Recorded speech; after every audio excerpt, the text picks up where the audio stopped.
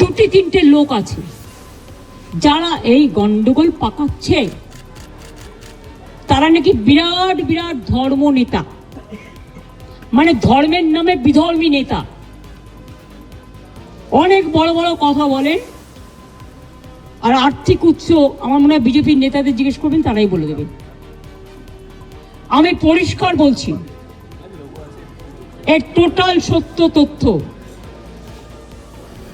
আর কিছুটা আমার বাকি আছে, পেয়ে গেলে প্রেসের সামনে আসবে। চক্রান্ত করে এত ভয় কিসের? তোমরা তো ঘুরে গেছো, ঘটনা ঘটার পরের দিনই মানবাধিকার কমিশন চলে এলো। কই মণিপুরে তো যায়নি, 2 বছর ধরে গন্ডগোল হয়েছে। ইউপিতে তো যায়নি, রাজস্থানে তো যায়নি, উড়িষ্যায় তো যায়নি, বিহারে তো যায়নি, দিল্লিতে দাঙ্গায় এত লোক মারা গেছে, একবারও তো যায়নি। হঠাৎ কি হলো? পরের দিনই, ঠিক নোটবন্দির পরের দিন পেটিএমের অ্যাডভার্টাইজমেন্ট বেড়েছিল, দেখেছেন? যদি আগের থেকে ঠিক না করা থাকতো তাহলে ভোরবেলায় বেরোলো কী করে, রাত 8টায় ডিক্লেয়ার করে? সেই রকম মনে রাখবেন যে একেবারে প্ল্যান করে এই ঘটনা ঘটানো হয়েছে, এবং যারা এই ঘটনায় প্ররোচিত হয়েছেন, প্রভোক্ট হয়েছেন এবং একটা কমিউনিটি আর একটা কমিউনিটির উপর ঝাঁপিয়েছেন, তাদের আমি বলবো এসব কিন্তু বাংলা সহ্য করবেন না। জগন্নাথ ধামটা খুব গায়ে লেগেছে না? বলা হচ্ছে আমি নাকি নিম গাছও চুরি করেছি। আরে আমার বাড়িতেই তো 4টে নিম গাছ আছে, কটা দরকার জিজ্ঞেস করুন। আমাদের চুরি করতে হয় না। চুরি বিদ্যা ভয়ঙ্করী যদি যে পরে ধরা। যারা চোর, মাদার অফ থিপস আর সাউথস মোস্ট। চোরের মায়ের বড় গলা, চোর কি মায় জোরসে বলে। তুমি যদি হিন্দু ধর্মের সমর্থক হও তাহলে তুমি জগন্নাথ ধাম নিয়েও, মমতা ব্যানার্জি নিমকাঠ চুরি করে জগন্নাথ ধাম করেছে, মমতা ব্যানার্জির এই অবস্থা হয়নি। আমাদের মূর্তি তো মার্বেলে ছিল। জগন্নাথ মূর্তি কিনতেও পাওয়া যায়, এটা মাথায় রাখবেন। আমার বাড়িতেও তো আছে, আপনাদের অনেকের বাড়িতেই আছে। ওটা নিয়ে এসছেন দৈত্যপতি, যে জায়গা থেকে বলছে সে জায়গা থেকে নয়। তাকে কাল ডাকা হয়েছিল, আমি শুনেছি। তিনি স্ট্রেট বলে দিয়েছেন, না তোমরা যেটা বলছো সেটা নয়, এটা আমি আমার নিজে অন্য জায়গা থেকে করেছি। আমি শুনেছি তাকে আবার কোয়েশ্চেন করা হয়েছে, তুমি কেন পুজো করতে গেছিলে?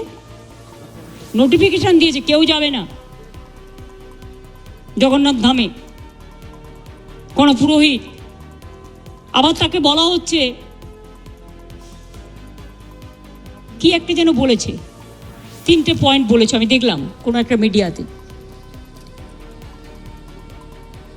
এত গায়ে লাগছে কেন? আমরা তো সবাই পুরীতে যাই, কই আমরা তো এই কোয়েশ্চেন করি না।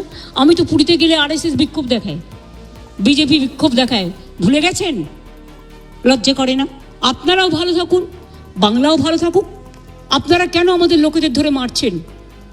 আমার কাছে খবর এসছে উড়িষ্যায় বাংলায় কথা বললেই তাকে মারা হচ্ছে। মহারাষ্ট্রেও হয়েছে,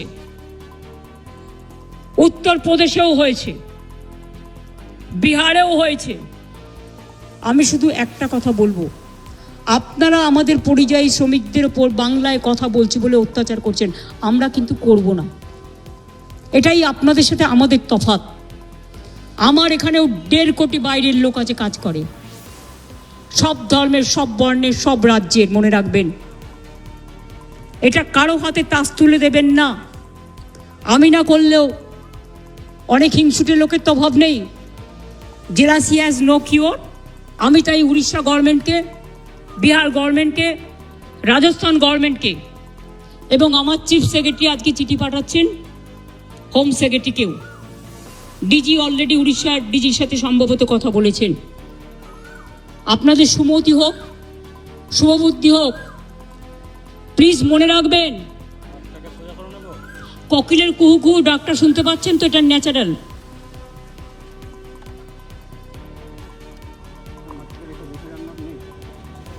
এই ডাক শুনতে আমাদের খুব ভালোবাসি আমরা। কিন্তু কাক আবার কর্কশ কণ্ঠে কিন্তু ডাকে। দ্বারকাকও আছে, চিলও আছে, শকুনিও আছে। শকুনি মামা দয়া করে হবেন না।